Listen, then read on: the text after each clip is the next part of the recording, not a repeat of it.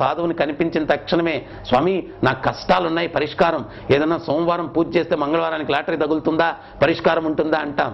నీ నడవడికలో మార్పు రానంత వరకు నీకేమీ మంచి జరగదు. నీలో ఉన్నటువంటి చెడును తొలగించుకో. నీలో ఉన్నటువంటి చెడును తొలగించుకున్నప్పుడే, మంచి భావనలు తెచ్చుకున్నప్పుడే నీకు మంచి జరుగుతుంది. మరి మనలో మంచి భావనలు రావాలా అంటే, సద్భావనలు రావాలా అంటే సత్సంగం ఉండాలా. ఇక్కడ మనం మహాభారతంలో చూసినట్లయితే చెడు సాంగత్యం వల్లే కౌరవులు నాశనమైపోయారు, దుస్సాంగత్యం వల్లే నాశనమైపోయారు. ఈరోజు సమాజం అంతా కూడా మనం చూసేటువంటి కాలక్షేపాలు, మనం చేసేటువంటి సాంగత్యం అంతా చెడుగా ఉండడం వల్ల ప్రతి ఒక్క మనిషిలో కూడా చెడు భావనలు రోజు రోజుకి పెరిగిపోతూ ఉన్నాయి. దీని గురించి భగవద్గీతలో భగవంతుడు చెప్తూ ఉన్నారు, ధ్యాయతో విషయాన్ పుంస సంగస్తేషోపజాయతే సంగత్ సంజాయతే కామ కామక్రోధో జాయతే. విషయ వాంఛల మీద ఎవరైతే ధ్యానం పెడతారో, అంటే ఇంద్రియ విషయాల మీద ధ్యానం పెడతారో వాడిలో కామం ఉత్పన్నమవుతుంది అంటున్నారు. ఆ కామం వల్ల ఏమవుతుంది? క్రోధం ఉత్పన్నమవుతుంది. క్రోధాద్భవంతి సమ్మోహ, సమ్మోహ శృతి విభ్రమ, శృతి భ్రంశాత్ బుద్ధినాశ, బుద్ధినాశ ప్రణశ్యతి. ఆ క్రోధం ఏం చేస్తుంది?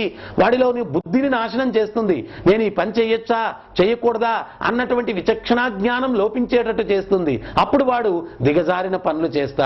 ఈ రోజు సమాజంలో మానవుడి చేసే దిగజారుడు పనులకు అన్నిటికీ కూడా కారణం ఏమిటి అంటే, మనం 24 గంటలు ధ్యానం ఈ యొక్క ఇంద్రియ భోగాల మీద పెట్టి ఉన్నాం. దానివల్ల కామం, దానివల్ల క్రోధం, దానివల్ల బుద్ధి నాశనం, ప్రణశ్యతి, దిగజారిన పనులు మనం చేస్తూ ఉన్నాం అన్నమాట. సో అందువల్ల మనం చేసే ప్రతి ఒక్క పని కూడా మన హృదయంలో పరమాత్మ సాక్షిభూతుడుగా ఉన్నాడు, ఆయన గమనిస్తూ ఉన్నాడు. చెడు చేసినప్పుడు ప్రతి ఒక్క వ్యక్తిలో కూడా ఏదో సంఘర్షణ, ఏదో శక్తి వద్దు అని చెప్తూ ఉంది హృదయంలో. అది ఎవరు అంటే పరమాత్మ. అయితే ఆయన మాటలు మనం లెక్క చేయకుండా తప్పు చేస్తాము. ఎందువల్ల? మనలో ఇంద్రియ నిగ్రహం లేదు, మనో నిగ్రహం లేదు, మనం స్థిరమైనటువంటి చిత్తం లేదు.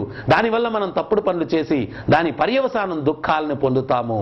అందువల్ల ఎవ్వరు కూడా ఆ యొక్క పరమాత్మ నుంచి తప్పించుకోలేరు. భీష్ముడు కూడా మహాభారతంలో ఏం చెప్తారు? మనం చేసే ప్రతి పనికి కూడా వీరందరూ సాక్షులు. ఎవరు? ఆకాశము, భూమి, సూర్యుడు, చంద్రుడు, గాలి, అగ్ని, జలము, దిక్కులు, వీళ్ళందరూ సాక్ష్యాలంట. మరి ఇంతమంది